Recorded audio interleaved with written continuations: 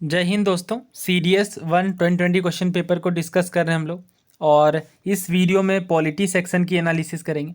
इससे पहले मैंने हिस्ट्री, ज्योग्राफी और कई सारे सब्जेक्ट्स के एनालिसिस ऑलरेडी कर दिए। अगर आपने उन वीडियोज़ को नहीं देखा है तो पहले उन वीडियोज़ को कवर कर लें। यहाँ 45 नंबर से हमारा पॉलिटी का क्वेश्चन है। इस क्वेश्चन में पंचायत के बारे में पूछा गया है और स्टेटमेंट पे फोकस करिए, नॉट करेक्ट आपको बताना है। हमेशा आपको इस बात पे ध्यान देना है, नॉट करेक्ट पूछा जा रहा है या फिर करेक्ट। कई बार नॉट इग्नोर कर दिया जाता है और ऑफ कोर्स यहाँ पे क्वेश्चन का आंसर गलत हो जाता है कई बार आते हुए भी। तो पंचायत के बारे में देखिए, पॉलिटी के अगर इंपॉर्टेंट कोर टॉपिक्स की मैं बात करूँ तो सबसे ज़्यादा जो वेटेज रखता है वो पार्लियामेंट है, नो डाउट। क्योंकि पार्लियामेंट एक बड़ा टॉपिक है और इसमें कई सारी चीज़ें शामिल होती हैं। लोकसभा, राज्यसभा, ऑब्वियसली ये तो है ही। पार्लियामेंट के 3 अंग हैं, आपको पता होगा, लोकसभा, राज्यसभा और पूरा प्रेसिडेंट का ऑफिस। और इसके अलावा और भी कई सारे टर्म्स हैं जैसे जीरो आवर, मतलब अपने आप में ये एक आप कह लें बहुत बड़ा टॉपिक है। इसके अलावा ये तो एक सेक्शन है जो बहुत बहुत ज़्यादा वेटेज रखता है। इसके अलावा अगर मैं बात करूँ फंडामेंटल राइट्स की, फंडामेंटल ड्यूटीज़ की, DPSPs की, प्रेम्बल की, तो ये चीज़ें आप कह लें अलग से बहुत बड़ा वेटेज रखता है। इन सभी चीज़ों को अगर आप शामिल कर लेंगे तो मोर देन 70% वेटेज आपकी पॉलिटी की कवर हो जाएगी। तो ये आपको ध्यान रखना है, ये मैंने बता दिया आपको इंपॉर्टेंट टॉपिक। और ऑलरेडी मैंने सबकी वीडियोस बना दी है, अगर आप देखेंगे तो। पार्लियामेंट वाला टॉपिक अभी मैंने कवर नहीं किया है, तो जल्द ही मैं पार्लियामेंट, क्योंकि पार्लियामेंट से अगर आप देखें तो एटलीस्ट तो 100 से 150 क्वेश्चन आए होंगे यूपीएससी के अलग अलग एग्जाम्स में। उन सभी को कंपाइल करके मैं एक वीडियो बना दूंगा। और फंडामेंटल राइट, DPSP, ये मैंने बहुत बार पढ़ाया है अलग अलग वीडियोज़ के थ्रू। एक तो हमारी कॉम्प्रिहेंसिव लेक्चर्स हैं जिनमें मैंने लक्ष्मीकांत बुक के थ्रू डिस्कस किया है, और दूसरा जो हमारा PYQs का लेक्चर है उसमें भी मैंने कॉन्सेप्ट डिस्कस किया है। उसके बाद प्रीवियस ईयर क्वेश्चन। इस क्वेश्चन को देखिए, नॉट करेक्ट आपको बताना है। पहले में कहा जा रहा है पंचायत में levy, collect and appropriate taxes, duties, toll, यानी पंचायत जो है वो टैक्सेस वगैरह लगा सकती हैं। दूसरा कहा जा रहा है एक पर्सन जिसने 25 साल की उम्र को प्राप्त कर लिया वो एलिजिबल होगा पंचायत का मेंबर बनने के लिए। तीसरा कहा जा रहा है कि प्रत्येक पंचायत में 5 साल का टर्म नॉर्मली देखने को मिलेगा जब उनकी फर्स्ट मीटिंग होगी उस टाइम से। चौथा कहा जा रहा है कि एक पंचायत जो है वो रिकंस्टिट्यूट होगी, मतलब पुनः गठित होगी। कब? आफ्टर प्री मिच्योर डिसोल्यूशन, यानी अगर समय से पहले, मान लीजिए ये फर्स्ट मीटिंग हुई 1 जनवरी 2022 को, तो इनका 5 साल का टर्म कब ओवर होगा? 2027 में। अगर इससे पहले ही, लेट सपोज 2025 में ही ये पंचायत डिजॉल्व हो जाती है, तो जो रिमेनिंग पीरियड बचता है उस टाइम के लिए ही केवल रिकॉन्स्टिट्यूट होगी पंचायत। यानी मान लीजिए 2 साल का टर्म बचा है या 3 साल का टर्म बचा है, तो केवल 3 साल के लिए ही पंचायत का जो दोबारा टर्म होगा वो केवल रिमेनिंग पीरियड के लिए होगा। तो यहाँ पे देखिए नॉट करेक्ट हमसे पूछा गया, तो आप सोचिए इस क्वेश्चन के बारे में और वीडियो पॉज कर लीजिए, इसके बाद आंसर करिए, फिर मैं इसे एक्सप्लेन करता हूँ। सबसे पहली चीज़ कि ये जो पंचायत का टॉपिक है ये हमारे संविधान के किस भाग में देखने को मिलता है। हमारे कॉन्स्टिट्यूशन में कितने पार्ट हैं? 22। तो इसमें से 9th जो पार्ट है इसमें पंचायत का टॉपिक हमारा देखने को मिलता है। तो ये चीज़ ध्यान रखिए, कई बार पूछा जाता है कि पंचायत किस पार्ट में मेंशन्ड है, पार्ट 9 में। और आर्टिकल की अगर मैं बात करूं तो आर्टिकल 243 में डेफिनेशन देखने को मिलेगी। ठीक है, और देखिए कई सारी चीज़ें डिफाइन की गई है कि ग्राम सभा का क्या मतलब है, डिस्ट्रिक्ट यहाँ पे किसे रेफर किया जा रहा है। तो ग्राम सभा का मतलब क्या है? A body consisting of person registered in the electoral roll, यानी लोगों का एक समूह जो कि इलेक्टोरल रोल में रजिस्टर्ड है, और ये उस विलेज से संबंध रखता है जिनमें एरिया ऑफ पंचायत शामिल है। तो ये इसकी डेफिनेशन है, ये भी कई बार पूछ ली जाती है। तो अब यहाँ पे अगर आप देखें आर्टिकल 243A में तो ग्राम सभा के बारे में बताया गया है। आर्टिकल 243B में कॉन्स्टिट्यूशन है, यानी क्या क्या चीज़ें शामिल होंगी। इसके बाद कॉम्पोजिशन देखने को मिलेगा। तो ये सब चीज़ें आपको ध्यान रखनी है। इसके अलावा अगर हम लोग आगे बढ़ें तो रिजर्वेशन के बारे में कई बार पूछ लिया जाता है कि पंचायत में जो रिजर्वेशन देखने को मिलती है वो किस आर्टिकल में देखने को मिलती है। तो ये ध्यान रखिए, आर्टिकल 243D में, बहुत ज़्यादा इंपॉर्टेंट है। इसी में अगर आप देखें तो आर्टिकल 243 के क्लॉज ई में अगर देखें तो पंचायत के ड्यूरेशन के बारे में बताया गया है कि प्रत्येक पंचायत जो है लॉ के अकॉर्डिंग अगर देखा जाए तो 5 साल का टर्म रखेगा। और इसके अलावा अभी जैसे मैंने बताया कि प्री मैच्योर डिसोल्यूशन भी हो सकता है, तो उस टाइम पे रिमेनिंग पीरियड के लिए पंचायत रिकॉन्स्टिट्यूट होगी। आगे अगर आप देखेंगे आर्टिकल 243H में तो पावर है पंचायत के पास कि जो फंड, टैक्सेस, ये सब चीज़ें इम्पोज कर सकती हैं।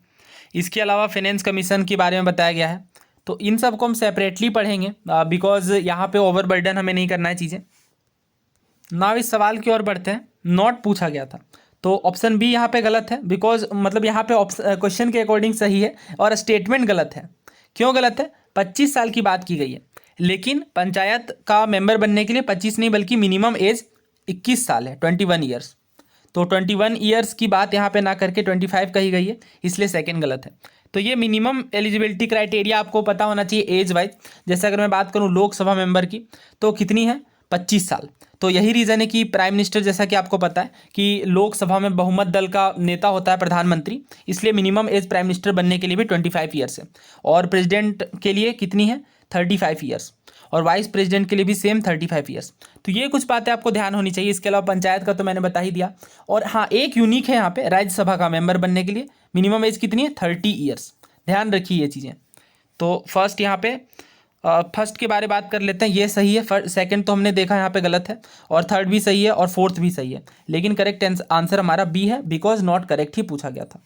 तो ये अभी हमने देखा। बताइए आप किस आर्टिकल के तहत पंचायत टैक्सेस लगा सकती है? देखिए, एक्टिव पार्टिसिपेशन आप करेंगे तभी यहाँ पे फ़ायदा निकल करके आएगा। एवरी पंचायत सेल, इस पर तो अभी मैंने बात की कि जितनी रिमेनिंग पीरियड होगी उसके लिए रिकॉन्स्टिट्यूट की जाएगी। और चौथा यहाँ पे, हाँ, ये सब मैंने डिस्कस कर लिया है। तो यहाँ पे मैं एक क्वेश्चन और आपसे पूछता हूँ, ये बताइए कि किस अमेंडमेंट के तहत हमारे कॉन्स्टिट्यूशन में पार्ट 9 को ऐड किया गया, जिसमें पंचायत का कॉन्सेप्ट देखने को मिला।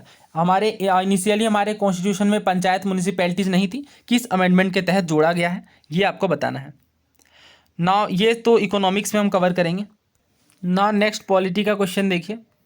Overseas Indians can exercise franchise in an election to the Lok Sabha under which of the following condition, यानी किन शर्तों के आधार पर लोकसभा के इलेक्शन में ओवरसीज इंडियंस पार्टिसिपेट कर सकते हैं। देखिए, पहली चीज़ तो ये कि एनआरआई, ओवरसीज सिटीजन, इन चीज़ों के बारे में आपको क्लैरिटी होनी चाहिए। और ये सब कुछ मैंने ऑलरेडी डिस्कस कर दिया है। आप प्लेलिस्ट में जाइए, जो मैंने इंडियन पॉलिटी की सीरीज़ कवर की है, वहाँ पे आप देखेंगे कि काफ़ी डिटेल में मैंने इन चीज़ों के बीच डिफरेंसेस बताए हैं और इन टॉपिक्स को भी कवर किया है, बिकॉज इनसे काफ़ी सारे क्वेश्चन आए हैं।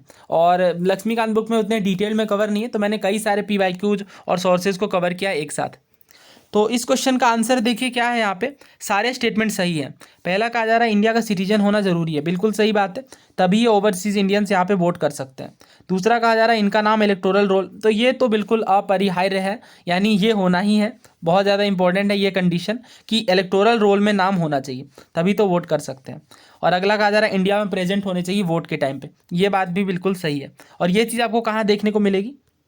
तो ये चीज़ अगर आप देखो तो section 20 of representation of people act 1950 में क्या क्या प्रोविजंस हैं, ये यहाँ पे पढ़ सकते हैं। तो यही सब बातें हैं, पासपोर्ट की क्या क्या प्रोविज़न होनी चाहिए। यहाँ पे एक बात और आप देख सकते हैं, therefore they have to be present on the country on the day of poll, यानी पोल के टाइम पे ये इंडिया में प्रेजेंट होने चाहिए ना। नेक्स्ट क्वेश्चन देखिए, ये बड़ा आसान क्वेश्चन है, बहुत बार एग्जाम्स के अंदर पूछा गया, मतलब हर साल घुमा फिरा करके कभी मैच द कॉलम के रूप में, कभी स्टेटमेंट के रूप में ये पूछ ही लिया जाता है। तो आपको पता होगा इनिशियली हमारी फंडामेंटल ड्यूटीज़ कितनी थी? 10, और अमेंड करके 11 हो गई। तो 11 जो फंडामेंटल ड्यूटी ऐड की गई 86th अमेंडमेंट के थ्रू, वो कौन सी थी? अपॉर्चुनिटीज़ प्रोवाइड करना एजुकेशन के लिए, क्या कितने से कितने साल की उम्र के बच्चों के बीच? 6 to 14 ईयर्स। तो इसलिए हमारा ऑप्शन भी यहाँ पे करेक्ट है। नाउ अगर मैं बात करूँ बाकी ऑप्शंस की, तो यहाँ पे अगर आप ध्यान से इन्हें देखें तो ये भी फंडामेंटल ड्यूटीज़ है, बट ऐड नहीं की गई हैं। पीस, हार्मनी, ये सब चीज़ें प्रमोट करना, ये भी हमारी फंडामेंटल ड्यूटीज़ का पार्ट है, लेकिन 86th के बारे में पूछा जा रहा है, तो ऑब्वियसली यहाँ पे करेक्ट आंसर होगा ऑप्शन बी। और देखिए, फंडामेंटल ड्यूटीज़ से कई सारे क्वेश्चन आए हैं। कहने को तो 11 फंडामेंटल ड्यूटीज से ज़्यादा क्वेश्चन नहीं बनने हैं, लेकिन यहाँ पे 50-60 से भी ज़्यादा क्वेश्चन पूछे गए हैं फंडामेंटल ड्यूटीज़ के ऊपर, और ये सभी सेपरेट वीडियो में मैंने ऑलरेडी कवर कर दिया है, तो उन वीडियोस को आप जरूर देखें। और आई थिंक जो CDS में अभी रिसेंटली जो पेपर हुआ, फंडामेंटल ड्यूटी से काफ़ी खतरनाक लेवल का क्वेश्चन आया था, वो भी आप ज़रूर कवर कर लीजिए। मतलब वो बहुत ज़्यादा कन्फ्यूजिंग था, वो कंपोजिट कल्चर वाला क्वेश्चन था, उसे आप देखिए, मैंने डिस्कस किया हुआ ऑलरेडी। तो जैसा कि मैंने बताया कि फंडामेंटल राइट्स और फंडामेंटल ड्यूटी से क्वेश्चन ना आए, ऐसा हो ही नहीं सकता UPSC के पेपर में। तो देखिए यहाँ पे क्या पूछा जा रहा है, पर्सन, मतलब किसे, कौन सा जो हमारी आर्टिकल है वो प्रोटेक्ट करती है डबल जेओपार्डी से पर्सन को। Now what is double jeopardy? तो ये सभी आर्टिकल्स मैंने डिटेल में डिस्कस किया है फंडामेंटल राइट्स के टाइम पे। सो यहाँ पे मैंने आपको आर्टिकल 20 के टाइम पे बताया है, no person shall be convicted of any offence except for violation of law, यानी कानून के उल्लंघन के अलावा कन्विक्ट नहीं किया जा सकता, और उस टाइम पे वो लॉ लागू भी होना चाहिए। इसके अलावा जो दूसरा प्रोविज़न है आर्टिकल 20 का, काफ़ी इंपॉर्टेंट है, एक ही पर्सन को एक ही ऑफेंस के लिए 2 बार, मतलब एक से ज़्यादा बार पनिश या प्रोसिक्यूट नहीं किया जा सकता। ठीक है, यानी डबल जेओपार्डी से भी बचाता है। इसके अलावा किसी भी पर्सन को कंपेल नहीं किया जा सकता, मजबूर नहीं किया जा सकता खुद के खिलाफ विटनेस बनने के लिए। ऑफ कोर्स इनके कुछ एक्सेप्शंस भी हैं, उन पर मैंने ऑलरेडी डिस्कस किया हुआ है, बट ये मोटे मोटे प्रोविजन आपको ध्यान में रखने हैं। तो इसका करेक्ट आंसर क्या होगा फिर? Option A, article 20। काफ़ी इंपॉर्टेंट आर्टिकल है ये।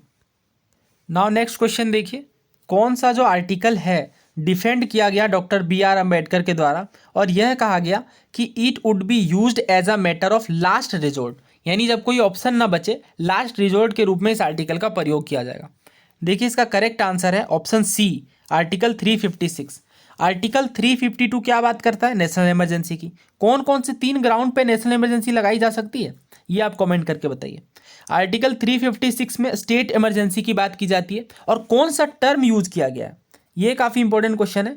कौन सा टर्म, स्टेट इमरजेंसी जो वर्ड है, जो टर्म है, हमारे कॉन्स्टिट्यूशन में नहीं लिखा गया है। आर्टिकल 356 के रेस्पेक्ट में कौन सा टर्म यूज किया गया, ये आप बताइए। और आर्टिकल 360, जैसा कि आपको पता है, फाइनेंशियल थ्रेट जब हो इंडिया पर, तो फाइनेंशियल इमरजेंसी द प्रेसिडेंट के द्वारा प्रोक्लेम की जा सकती है, तो आर्टिकल 360 के अंदर है। तो यहाँ पे ऐसा क्यों कहा गया?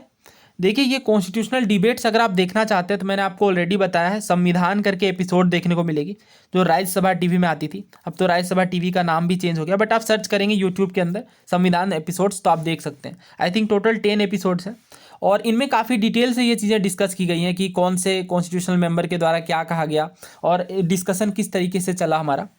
तो उस टाइम पे अगर आप इन्हें देख लेंगे, या फिर इसके अलावा भी ये काफ़ी इंपॉर्टेंट है, डायरेक्ट लक्ष्मीकांत में भी देखने को मिलेगा कि लास्ट रिजोर्ट, यानी डॉक्टर बी.आर. अम्बेडकर के द्वारा यह कहा गया कि बार बार स्टेट इमरजेंसी का प्रयोग नहीं किया जाएगा, जब कोई ऑप्शन ना बचे तो ही किया जाएगा। बिकॉज कई सारे कॉन्स्टिट्यूशनल मेंबर जो हमारे थे, उनको ये अप्रीहेंशन था, उनको ये डर था कि बार बार स्टेट जो है वो इमरजेंसी लगाएगी, और इस तरीके से आप कह लें कि मिसयूज हो सकता है इस प्रोविज़न का। लेकिन डॉक्टर बी.आर. अम्बेडकर के द्वारा डिफेंड किया गया और कहा गया ये तभी यूज किया जाएगा जब कोई ऑप्शन ना हो। लेकिन आपको पता है कि बहुत ज़्यादा स्टेट इमरजेंसी भी लगाई गई है, तो इस तरीके से इसका ड्रॉबैक भी देखने को मिलता है। तो इसका करेक्ट आंसर क्या है? Option C, article 356। Now next question देखिए, किस ग्राउंड पे सुप्रीम कोर्ट रिफ्यूज कर सकती है रिलीफ देना अंडर आर्टिकल 32? तो अंडर आर्टिकल 32 में क्या देखने को मिलता है? रिट की प्रोविजन देखने को मिलती है। ठीक है, तो ऑलरेडी मैंने रिट्स पर वीडियो बना दी है, कई सारे क्वेश्चंस आए हुए हैं रिट से। छोटा टॉपिक है बट बहुत सारे क्वेश्चन यहाँ पे पूछे जाते हैं क्योंकि काफ़ी ज़्यादा इंपॉर्टेंट है। तो इसका करेक्ट आंसर ऑप्शन सी है, no fundamental right has been infringe. इसका मतलब क्या है कि Supreme Court can refuse relief under article 32 कब? When no fundamental right has been infringe, यानी अगर फंडामेंटल राइट का वायलेशन नहीं हुआ है, किसी अन्य तरह के राइट का वायलेशन हुआ है, तो उस केस में रिट पिटीशन जारी नहीं की जा सकती। राइट, तो इस पर मैंने ऑलरेडी काफ़ी डिटेल में डिस्कस किया है, आप उन वीडियोज़ को रेफर करिए। और ये आप बताइए कमेंट बॉक्स में कि हाई कोर्ट किस आर्टिकल के अंदर रीट पिटीशन का यूज कर, मतलब रीट जारी कर सकती है, under which article? Right, high court की मैं बात कर रहा हूँ, सुप्रीम कोर्ट का तो इस क्वेश्चन में ही पूछा गया है। तो इसका करेक्ट आंसर ऑप्शन सी है। ये क्वेश्चन ऑलरेडी मैंने हिस्ट्री में डिस्कस किया हुआ है। नाउ नेक्स्ट क्वेश्चन देखिए, the power of the Supreme Court to decide in the case of a dispute between 2 और मोर स्टेट इज कॉल्ड, यानी 2 या 2 से अधिक स्टेट्स के बीच में डिस्प्यूट हुआ है, तो इस तरह के केस को डिसाइड करने की पावर किस जुरिस्डिक्शन के अंदर सुप्रीम कोर्ट के पास देखने को मिलेगी? So what is jurisdiction? तो जुरिस्डिक्शन सुप्रीम कोर्ट की वो पावर है जिसके तहत वो केसेस डिसाइड करती हैं। राइट, तो जुरिस्डिक्शन मेनली कितने तरह की देखने को मिलेगी सुप्रीम कोर्ट के संदर्भ में अगर मैं बात करूँ तो? Original jurisdiction, appellate, advisory. Obviously और भी कई तरह की जुरिस्डिक्शन है, बट मैं मेनली कैटेगराइज करूँ तो रिट जुरिस्डिक्शन भी है और भी कई तरह की जुरिस्डिक्शन है। अब ओरिजिनल जुरिस्डिक्शन का मतलब ये होता है कि ये एक्सक्लूसिव जुरिस्डिक्शन है सुप्रीम कोर्ट की। एक्सक्लूसिव इसका मतलब ये है कि इनमें जो केसेस आएंगे, इनमें जो केसेस लाए जाएंगे सुप्रीम कोर्ट के पास, ये किसी दूसरे कोर्ट के द्वारा इनिशिएट नहीं किए जा सकते, केवल सुप्रीम कोर्ट के द्वारा इनिशिएट किए जा सकते हैं। तो ये होती है ओरिजिनल जुरिस्डिक्शन। और ये अगर मैं बात करूँ तो किन केसेस में देखने को मिलेंगे, तो हो सकता है एक साइड में यहाँ पे गवर्नमेंट ऑफ इंडिया हो और दूसरे साइड में कोई स्टेट हो, इनके बीच अगर किसी तरह का डिस्प्यूट हो तो वो जो है वो किस कैटेगरी में देखने को मिलेगा, ओरिजिनल जुरिस्डिक्शन के केस में। या फिर कई बार ऐसा होता है दो या दो से ज़्यादा स्टेट्स के बीच में डिस्प्यूट हो, विवाद हो, तो उस केस में भी ये जो जुरिस्डिक्शन होगी वो ओरिजिनल जुरिस्डिक्शन में केसेज सुने जाएंगे। तो करेक्ट आंसर क्या है इसका? Option A, original jurisdiction. इन सब चीज़ों पर हम लोग अलग से बात करेंगे, और भी कई तरह की जुरिस्डिक्शन होती है। ऑप्शन ए फिलहाल यहाँ पे करेक्ट है। तो इस वीडियो का ये लास्ट क्वेश्चन है, यानी ये हमारा पॉलिटी का लास्ट क्वेश्चन है। कॉन्स्टिट्यूशन का कौन सा प्रोविजन डू नॉट, यानी ध्यान दीजिए यहाँ पे अगेन आपको बताना है कि कौन सा नहीं है, pertain to the institution of panchayat do not apply to which of the following state, यानी पंचायत की प्रोविजन किस स्टेट में लागू नहीं की जाती। ऑप्शन है हमारे पास मेघालय, त्रिपुरा, असम या गोवा। सो ये तो स्ट्रेट फॉरवर्ड डायरेक्ट क्वेश्चन है। नागालैंड, मेघालय और मिजोरम, इनमें नॉर्मल पंचायत के इंस्टीट्यूशन लागू नहीं होते। पेसा का बारे में आपने सुना होगा, पेसा एक्ट के बारे में, इसकी फुल फॉर्म आप कमेंट बॉक्स में बताइए, और इसके अलावा डिटेल में तो हम डिस्कस करेंगे जब हम पंचायत वाले टॉपिक को कवर करेंगे। तो इसका करेक्ट आंसर ऑप्शन ए है। सो इस वीडियो में हमने पॉलिटी के क्वेश्चंस को कवर किया, और नेक्स्ट वीडियो में जो हमारे अन्य सब्जेक्ट हैं उन पर भी बात करेंगे। आपको किन टॉपिक्स पर वीडियो चाहिए आप कमेंट बॉक्स में लिख सकते हैं। इसके अलावा अगर आप चैनल पर नए हैं तो सब्सक्राइब जरूर कर लें। Thank you so much.